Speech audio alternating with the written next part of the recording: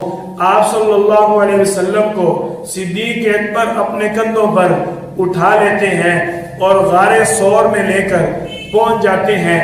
آپ صلی اللہ علیہ وسلم کا ایک صحابی جن کا نام حضرت عامر بن فہیرہ رضی اللہ تعالیٰ عنہ ہے، آپ صلی اللہ علیہ وسلم نے غار ثور کے اندر 3 دن قیام فرمایا۔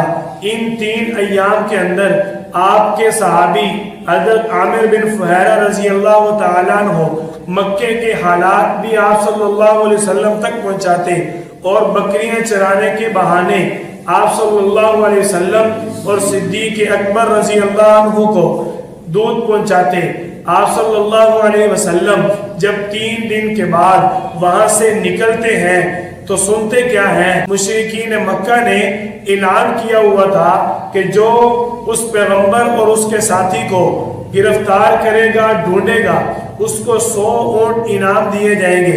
اب اس لالچ میں کئی لوگ آپ صلی اللہ علیہ وسلم کا پیچھا کرتے ہوئے نکل پڑے، جن میں ایک شخص تھے سراقہ بن مالک رضی اللہ تعالیٰ عنہ۔ انہوں نے ابھی تک اسلام قبول نہیں کیا تھا۔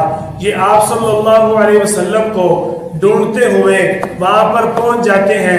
آپ صلی اللہ علیہ وسلم غار ثور کے پاس موجود ہیں اور دیکھتے کیا ہیں کہ دور سے سراقہ اپنے گھوڑے کو بھگاتا ہوا آ رہا ہے۔ صدیق اکبر رضی اللہ تعالیٰ عنہ آپ صلی اللہ علیہ وسلم سے عرض کرتے ہیں، یا رسول اللہ اب تو ہم پکڑے گئے۔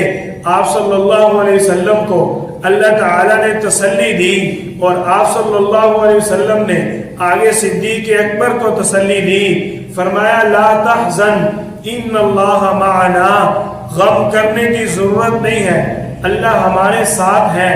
آپ صلی اللہ علیہ وسلم نے اللہ سے مدد مانگی اور آپ صلی اللہ علیہ وسلم نے سراقہ بن مالک کے لیے بد دعا کی کہ اس کا گھوڑا فوراً زمین میں دھس گیا، اور اس نے وہیں سے آواز دی کہ تمہاری اس بد دعا کی وجہ سے میرا گھوڑا جو ہے زمین میں دھس گیا، میں اسلام کو قبول کرتا ہوں، اور آپ کو میں نے پہلی بار دیکھا کہ آپ اتنے خوبصورت، عظیم، اعلیٰ مقام اور شان مرتبے والے ہیں کہ میں آپ کو دیکھ کر آپ کی محبت میں آ گیا، میں اسلام قبول کرتا ہوں۔ آپ صلی اللہ علیہ وسلم نے سراقہ بن مالک رضی اللہ تعالیٰ عنہ کو اسلام قبول کروا دیا۔ اب سراقہ بن مالک آئے تو گرفتار کرنے تھے اور آپ صلی اللہ علیہ وسلم کے محافظ بن گئے۔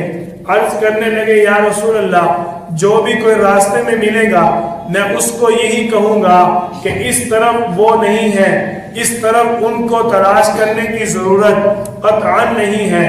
آپ صلی اللہ علیہ وسلم اب غار ثور سے نکلتے ہیں۔